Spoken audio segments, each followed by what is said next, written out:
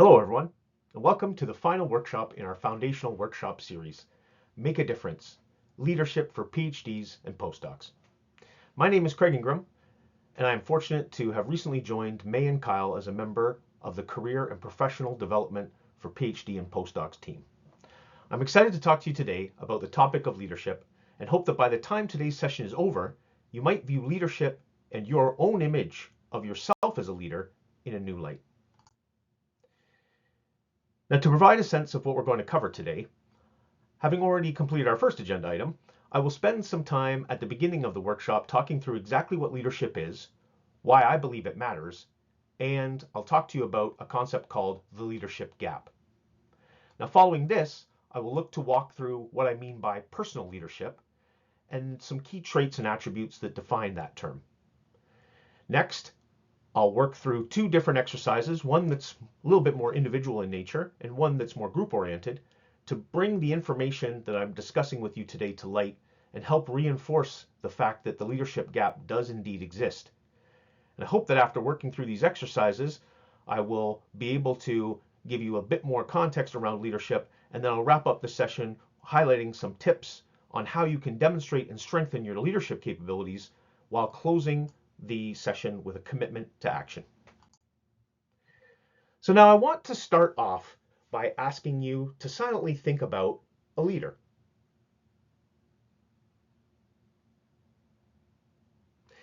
Many of you may have initially, when I said that, thought of someone within the political sphere, perhaps someone who leads a country or a nation.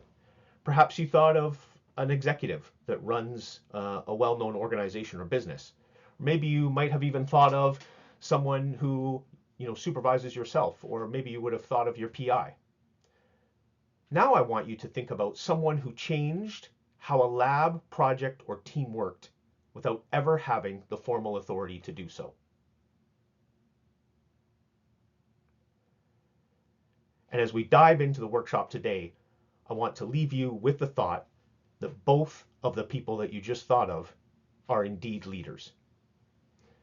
Merriam-Webster, the dictionary company, defines leadership as the act or instance of leading.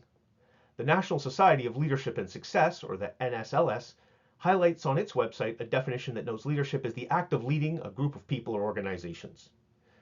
This makes me smile because I'm always slightly amused when people attempt to define a word with the same word, perhaps with just a few different letters or in a different context. But in truth, these definitions point more specifically to what I would define as formal or positional leadership, authority that has been derived from title or budget or hiring power.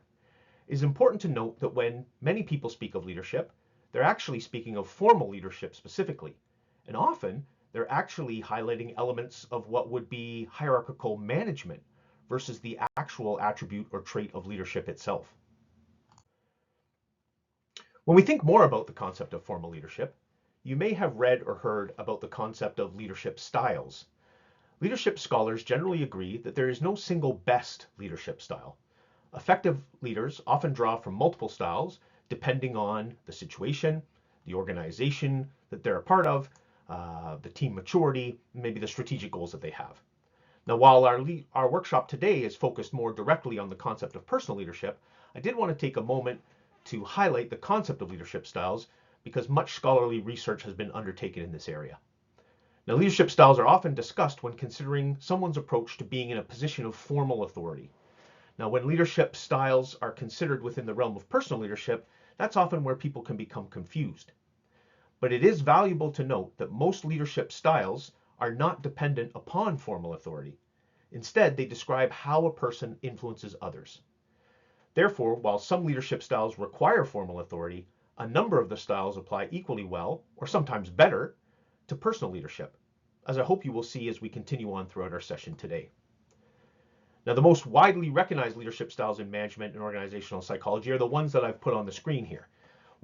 Styles such as transformational leadership, a leadership style in which leaders inspire and motivate others through a compelling vision, encourage innovation, and help individuals exceed their perceived capabilities.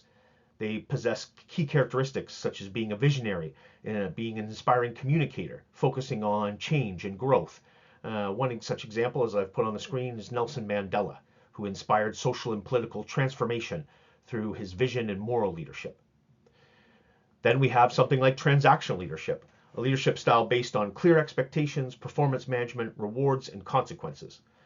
Here, this is a more structured sort of approach where leaders motivate through structure and accountability.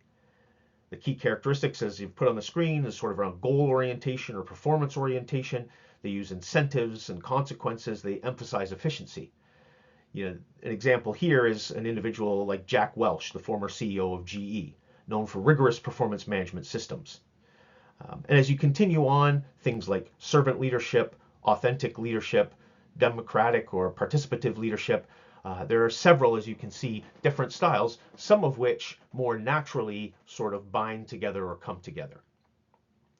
And overall, what's really sort of most important to note is that, as I've mentioned before, contemporary leadership scholars argue that the most effective leaders are not purely one style. Rather, they develop a portfolio of leadership styles. For example, Satya Nadella is frequently described as a transformational, authentic, servant-oriented, and coaching-focused leader, all simultaneously. The trend in modern leadership thinking is toward leadership agility, the ability to shift styles while remaining grounded in a consistent set of values and goals. And as we move forward in the session today, and even as you think moving forward, I put this slide up so that you can think of for yourself, perhaps, the leadership style that resonates best with you, or the kind of leader that you would like to be, whether it's in a formal leadership capacity or when you're demonstrating personal leadership. So now that brings us to the concept of the leadership gap. Now, the leadership gap refers to the mismatch between how individuals define leadership and how they're actually practicing it without realizing it. So in plain terms, most of us tend to think that leadership is a title, a position, formal authority, being a PI, a manager, a director, something that happens later, once you've arrived somewhere. But what leadership actually is what you're already doing, influencing outcomes, people, and your own work through judgment, initiative, and trustworthiness, with no formal authority at all. The gap is the chasm or space between these two views of leadership. Most PhDs and postdocs are demonstrating leadership behaviors constantly, mentoring a junior lab member, pushing back on a flawed analysis, keeping a multi-year project moving with no one checking it daily. But you don't tend to count it as leadership because there's no title attached to it. So many of you and your colleagues walk around thinking, I'm not a leader yet, while acting like one every week. The reality is that the leadership gap is the gap that exists between what you think leadership look like and what you're already doing. You're picturing someone with a title, but leadership is a behavior, not a rank. And you've been practicing it all along without calling it that.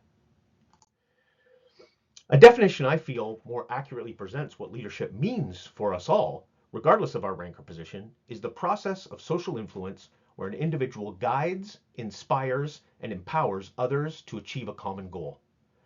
Rather than relying on formal authority, it is a practice built on communication, emotional intelligence, and trust to maximize a group's collective potential.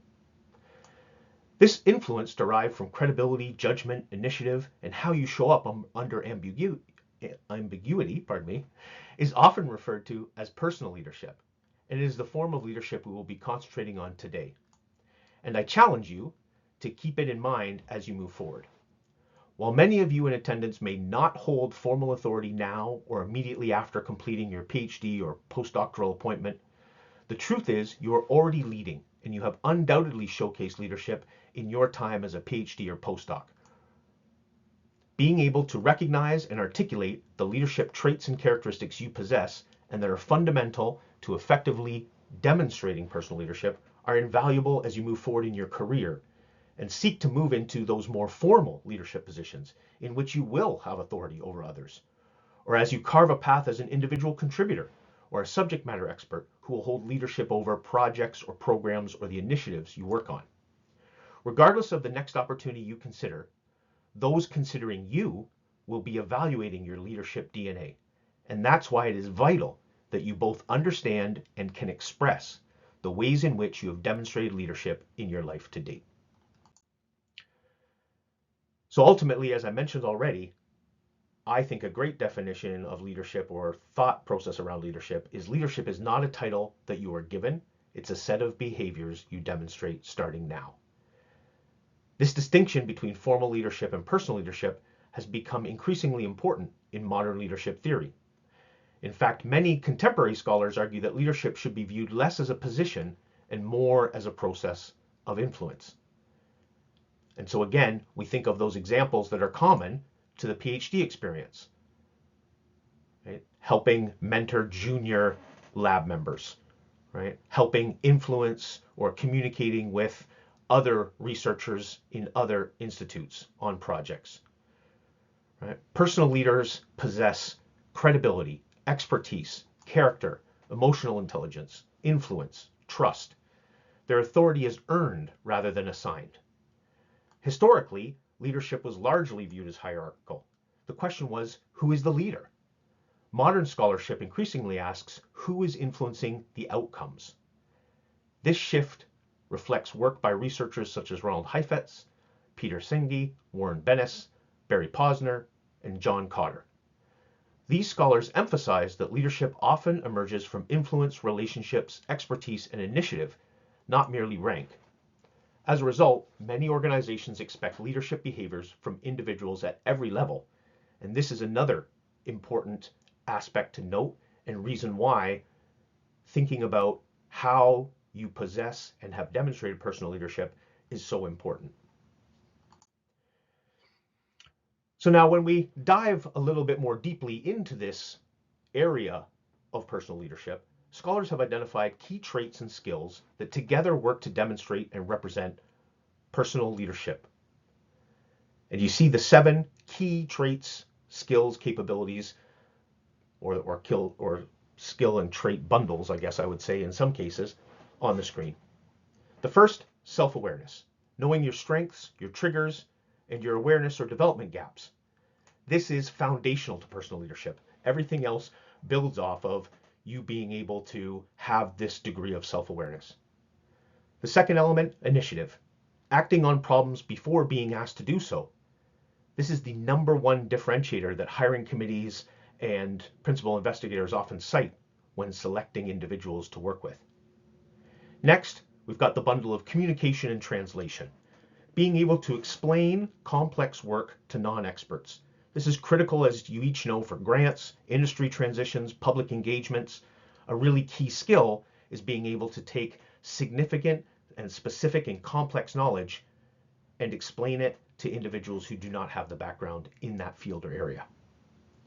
Next, we have emotional intelligence, being able to effectively read a room, as people will say, the ability to manage conflict, the ability to effectively give and receive feedback.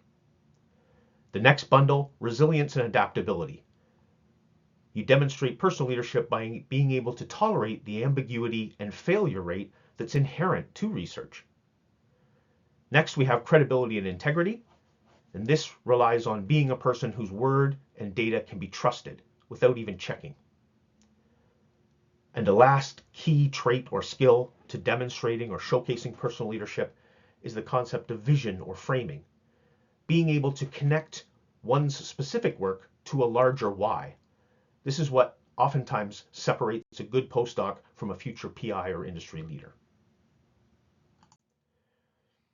Now, having walked through and talked about these traits, I want to spend a few moments walking through an exercise that people will complete individually. So I'm going to distribute, along with May and Kyle's help, a simple one-page self-assessment built around the traits that I've just outlined. Now for each trait, I'm going to ask you to rate yourself from 1 to 5. And alongside of this self-rating, I also want, and most importantly, you to think about one specific recent example from your research or academic life that either demonstrates that trait or challenges your ability with that trait. Concrete evidence definitely beats abstract self-rating, right?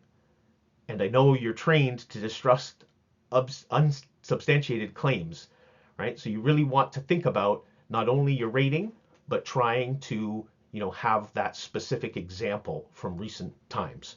And as you'll see on the worksheet, I've put in some sample prompts. For instance, the prompt around initiative, describe a time where you identified a problem in your project or your lab and you asked before being, and you acted, on it before being asked. Around the concept of communication, describe a time when you had to explain your research to someone outside of your field. How did it go? When we look at something like resilience, describe your most significant recent setback, maybe a failed experiment, a rejected paper, something of that like, and talk about how you responded over the course of the following days. So I'm going to give you just 7 minutes to complete this silently. Rank yourself on the 7 different individual traits and try to think about one concrete example using the prompts and the prompt questions that are on the sheet. And once the 7 minutes is up, I will let you know, and then I'll ask you to get together with another attendee and share a little bit about your own individual reflections. And for the paired discussion and sharing, what I'm going to ask is that people share a trait where they surprise themselves, maybe one of the traits that in reflection they want to develop, and in talking about your experiences, get any feedback that your partner may give you or questions your partner may ask about this trait and how it's shown up. Okay? And then we'll all gather together again as a group. Okay, now take time to share with your partner.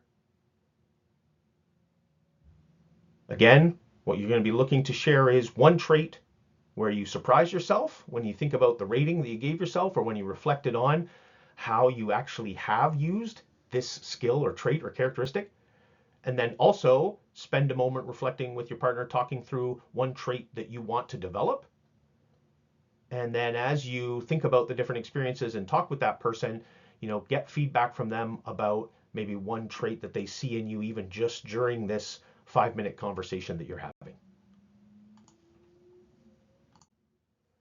Okay, so now having completed exercise 1, let's move on to exercise 2.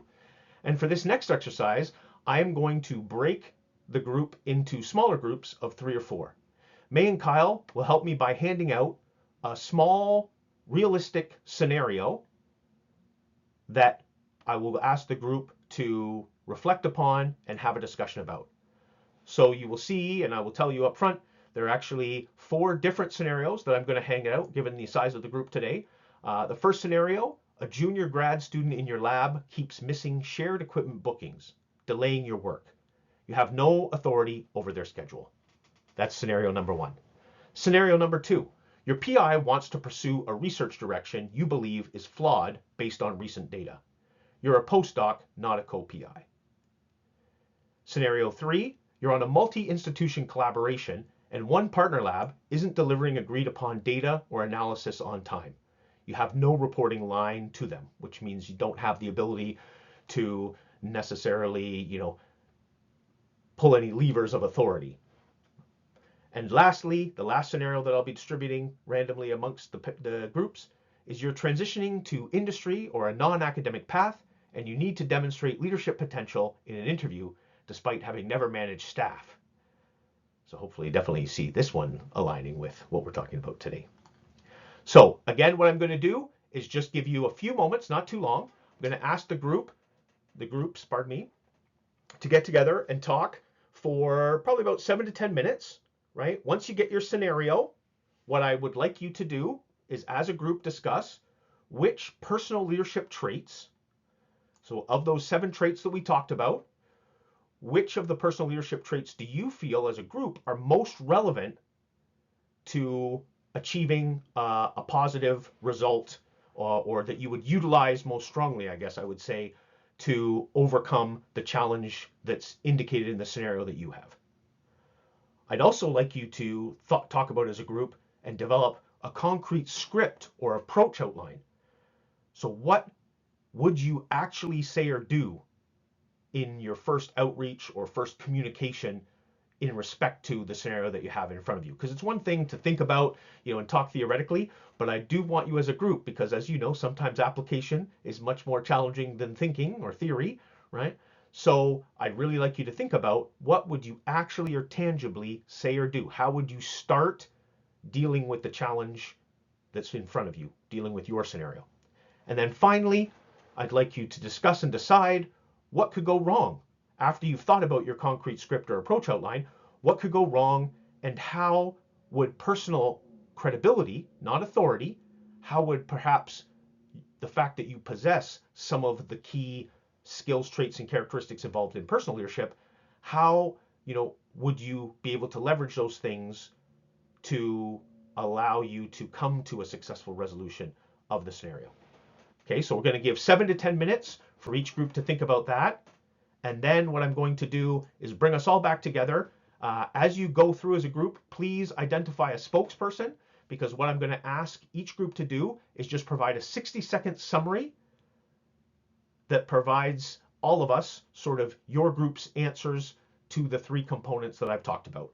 First of all, the personal leadership traits that you feel would be most relevant or utilize the most to help your scenario come to a successful conclusion. What concretely you would say or do as you start to deal with your scenario or challenge. And then also, I would like the spokesperson to highlight quickly what you talked about as a group as to what potentially could go wrong and how the concept of personal credibility, or in essence personal leadership, will allow you to sort of deal with those possible elements that could go off the rails, so to speak, or could go wrong. Okay, so really what we're looking to do through these scenarios now is really draw how theory, the self-assessment, and the application all converge together. Okay, so now that we've talked and discussed awesome discussion as a group. I love the din and the noise involved with everybody digging in and talking about their scenarios. Now I'd like to take a moment to have the groups report out.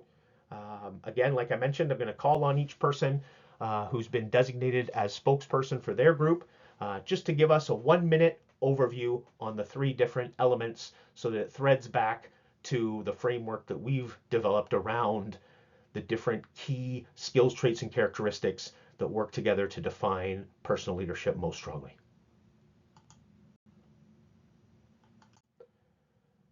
Okay, well, I hope the groups found that fun and exciting. It was awesome to have people not only work on the individual exercise, but then come together as groups and start thinking about how would you actually apply these personal leadership traits. And hopefully from the dialogue that we all had together as a group, you start to see that very much there are many opportunities and many ways, and you actually are frequently called upon to demonstrate personal leadership, but it's in ways that oftentimes we do not, think about in concrete terms, or we don't necessarily give ourselves credit for, because we're thinking the fact that we don't hold a position of formal authority, we haven't really demonstrated leadership when someone asks us.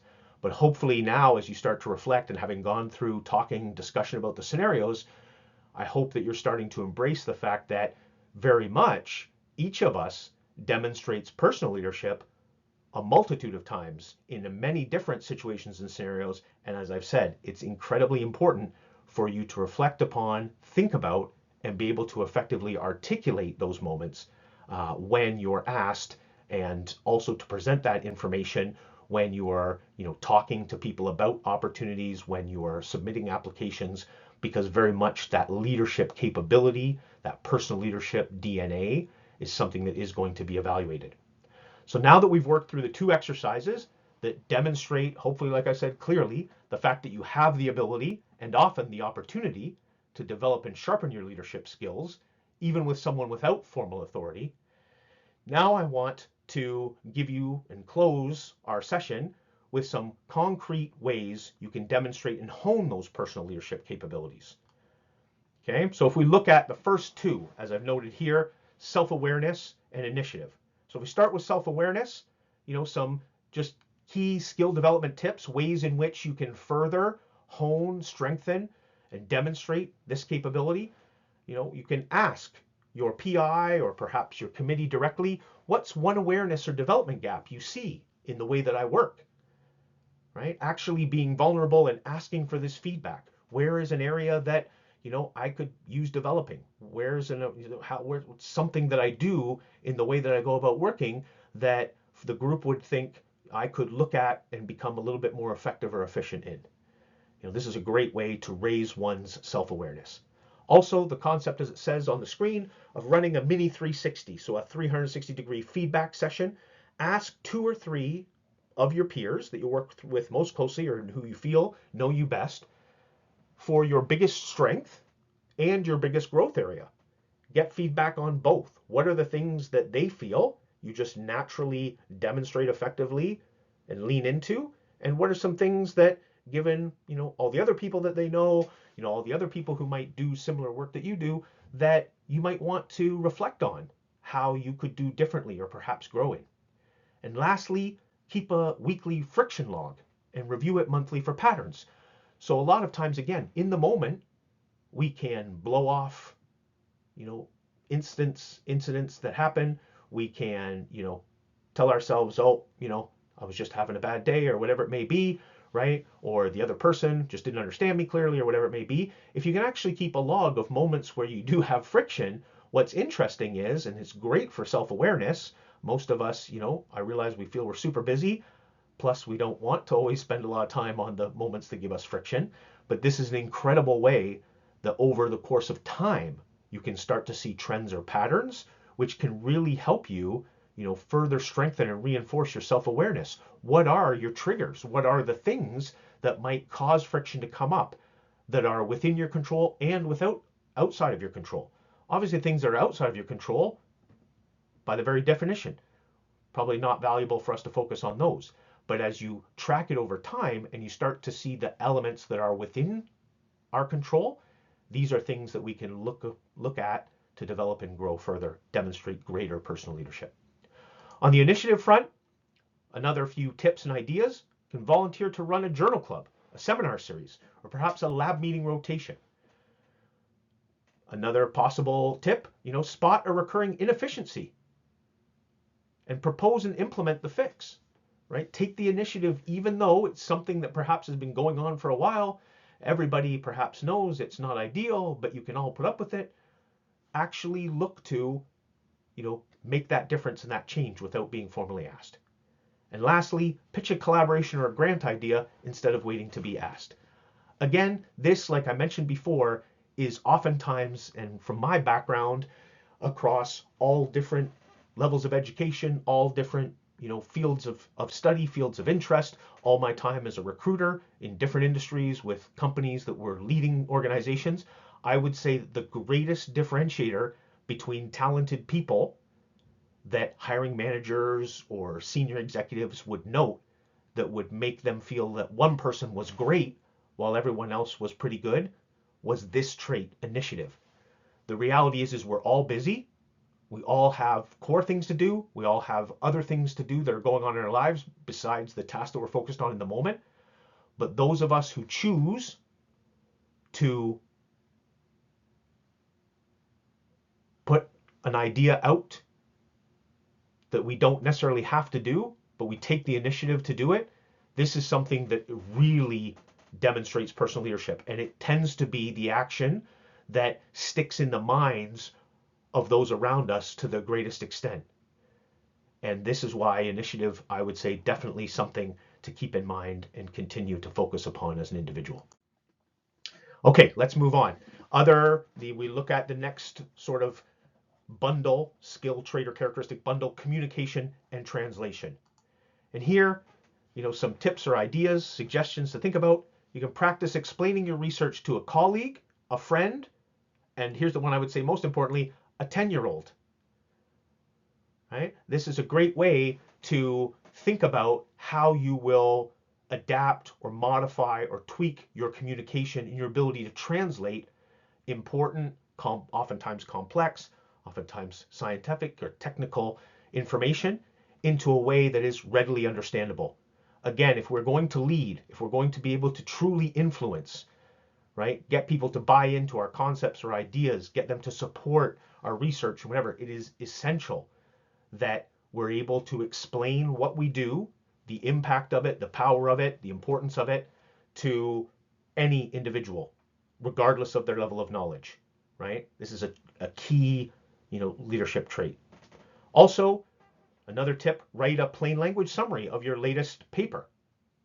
How would you write it if you were writing a blog or a LinkedIn post or sending something to the communications office that they were going to write a brief synopsis, sort of a one-page article about, your latest paper, right? Try to think about how would you take it from, something that's more scientifically focused and worded into something that's perhaps a little bit more plain language that, again, people who don't have the knowledge that you do would understand. Lastly, enter a 3-minute thesis competition or a public outreach event. Again, this is a way, if you take the initiative to do this, because you don't have to, you're combining a couple of different things, but this is a great way to, again, hone that skill of being able to talk about what you do in a clear, compelling way, concisely. Also important, right? There's more and more research all the time. I'm not sure, to be honest with you, how much I agree with it, but on people's attention spans just dropping. So the ability to communicate clearly, compellingly, and concisely becomes really important and is a key leadership.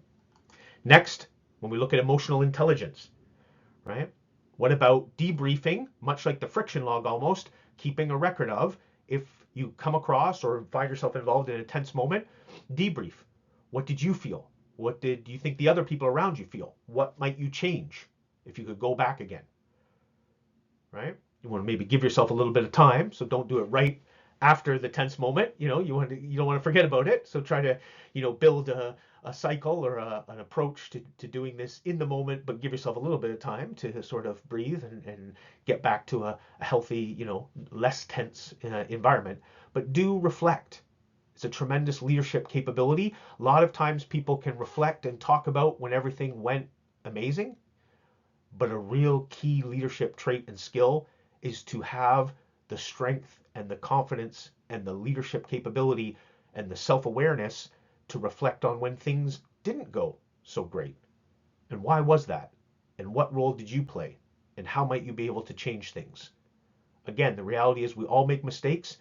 Things will always not go perfectly.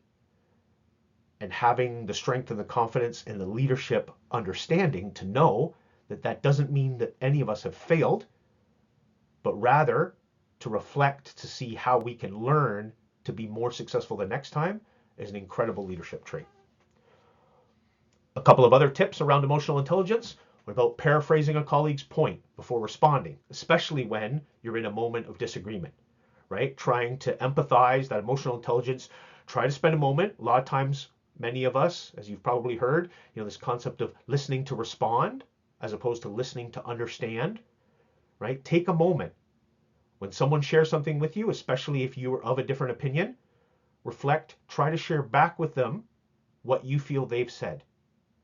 It actually ties and binds us together. It demonstrates some empathy, right? And it actually means that as you go to then articulate your point, which may be, divergent from theirs, they will be more open to also actively listening to you, right?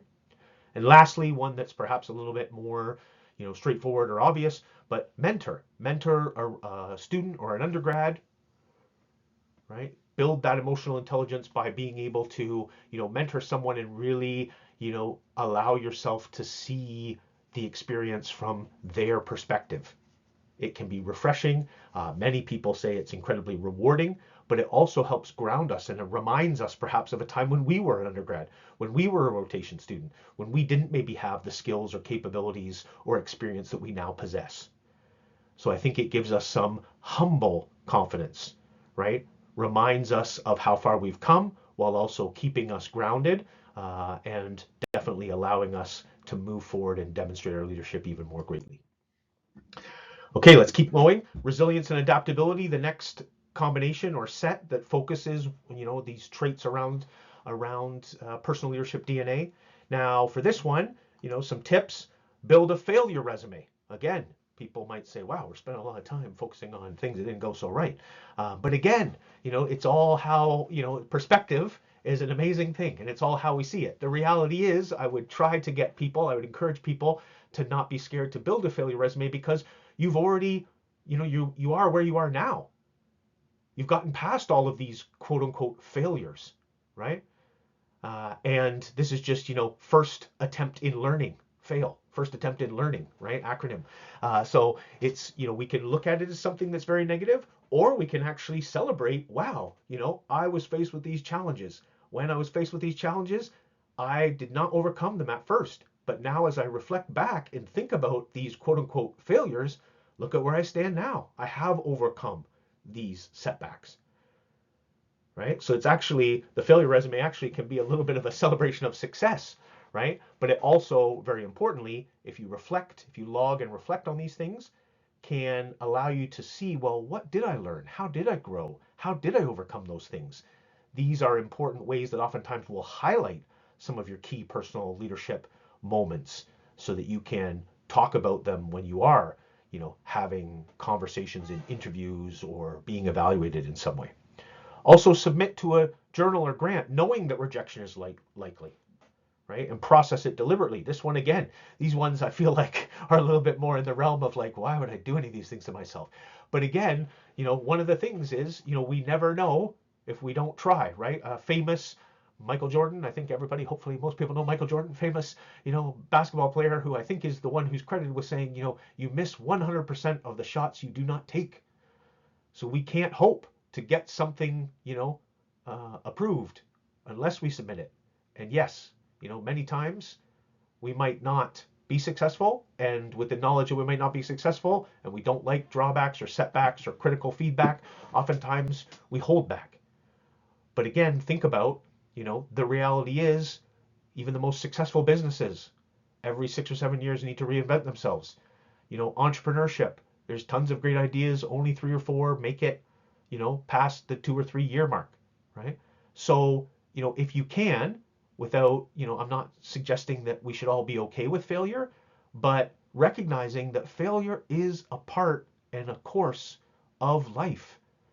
And it's not as negative, I think, as we as a society sometimes can frame it, right? So if you think about one of these ways that you can actually build resilience and adaptability and use failure in that acronym way, like I've mentioned, first attempt in learning. It's simply the first hurdle that we might have clipped ourselves on before we got back up and did it again and jumped over it the next time, right?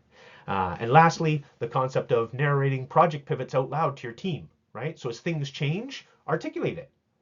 Don't be afraid to say, wow, we're really having to make a big change here from what we originally talked about last week, but I'm excited by this, right? Being able to, out loud rather than, as it says, absorbing them silently is a way that you can further build a positive sense of resilience and adaptability. Credibility and integrity, some tips here, right? Pre-register your hypotheses or document data decisions even when not required, right? This is a great way to show, right, when people, ask about things, the fact that you've tracked or recorded things. Again, on credibility and integrity, on the integrity front, right? Don't be afraid to say, I don't know, but I'll definitely get you the answer rather than bluffing. I've, literally in my career been fortunate to interview thousands of people. And I can tell you, it oftentimes, the vast majority of the time, does not end well when people start making up information or making up stories, right? It is much, much better to be vulnerable, to be candid, to say, I don't know, but to move to, I'll definitely find you that answer. Again, we're ending with the positive, right? Rather than bluffing, because I can take you down a path that at the end causes you to have to admit that this didn't actually happen and there's no coming back from that, right? A last tip, volunteer to peer review or replicate a lab mate's analysis. So again, that building leadership capability through working with others, taking initiative, being able to show that, you have integrity, that you have credibility. Right? Finally, the last of the 7 skills, traits, and characteristics, vision and framing, right? Here, different things to think about. You can draft a 1-paragraph why this matters case, thinking about if you were, having to communicate that out to a general audience or to a funder. Think about connecting your specific results from the work that you're doing to the lab's broader program. And, attempt to answer for yourself. How does what you're doing or what the lab is doing in totality fit the bigger picture, so that you're not caught off guard or feel like you have to scramble when someone asks you that, right? And it helps you with this idea of vision. And again, when we think about leadership, the last thing I want to leave you with before we wrap things up is really around additional resources to check out. So within WashU itself, there's the George and Carol Bauer Leaders Academy. There's the Leadership and Management in Action program. And shameless plug for ourselves, within the PhD and Postdoc career community, our homepage has lots of great resources as well that you can look at. Okay, so as we come to a conclusion on the workshop, again, I want to remind you, personal leadership, right? It's not something that requires a title. Leadership is not something that requires a title. It just requires, you to take deliberate action starting now, right? And so one of the last things I'm going to hand out is an individual commitment card. And just as we close the session, what I would ask is, can you please take a moment to write down, out of those 7 leadership traits and characteristics, write down the one that you're going to deliberately practice in the next 30 days. So 1 month, you got time. I know you're busy, lots of stuff going on. But again, let's make a personal commitment to continuing to think about our personal leadership capabilities, where we've demonstrated them, and ways in which we might want to strengthen them even more. And alongside of that one specific trait you're going to practice, I want you to also, and there's a gap for this on the card, one specific concrete action tied to it. So not something like I'm going to be more confident, but something like I will proactively update, right, my principal investigator on X being some task or element of your project or your research, without being asked, by Friday, right? And as I have up here on the screen, if you're comfortable with it, again, always fun to have an accountability partner. If you're comfortable and there's someone in the audience perhaps that you might know, or you feel like you've built some good rapport with, you can exchange cards with them or with the earlier pair partner that you worked with in exercise number 1. And that can help sort of serve as a bit of an accountability nudge. Okay, so again, before I take questions and we wrap up with a few important reminders and some important information about the conclusion of the foundational workshop series, as well as some exciting sneak peeks about what's coming up, I will tie it back again to the idea of making a difference. Making a difference, please, I hope you leave thinking a little bit more positively around the fact that making a difference doesn't require a title. It just requires consistent demonstration of judgment, initiative, credibility, all the things and capabilities and traits that you already possess. It just requires this demonstration of that, and you've been demonstrating that already, and you can keep demonstrating that from this moment on. So having said all of that, I will look to see if there's any questions, take questions.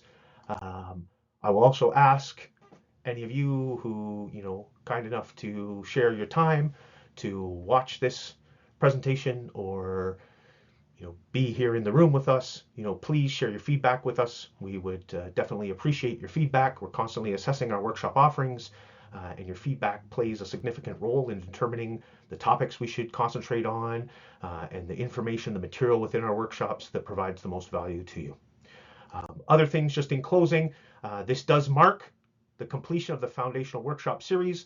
So for those of you who watched multiple sessions that we had or attended multiple sessions, I thank you very much. I realize I'm coming in on the end, so I'm sneaking in at the very end. I hope I still get to be thought of as a member of the team, even though I'm coming in the last one, as you can see on this. But just a recap, and again, all of this information is on our website, and there's links to all of the previous recordings if you didn't get a chance to catch some of these. But as you can hopefully see, really rich content, and that content doesn't end.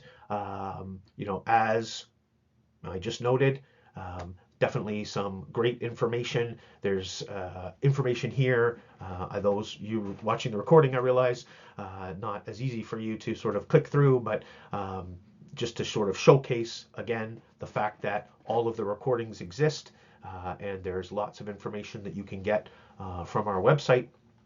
And then just really quickly want to touch upon the fact that we're getting ready for a new academic year, as you each know. So if you're watching this and you are continuing on your WashU journey, please let us be part of that journey with you. Our foundational workshops have been finalized for the coming academic year. So as you can see, they kick off very soon on August the 4th, our first foundational workshop. So again, basically going through the similar workshops that we delivered last year. These ones will be virtual though. So we're cutting them down from 90 minutes to 60 minutes, having them be virtual, hopefully to allow more people to sort of get this core or foundational information.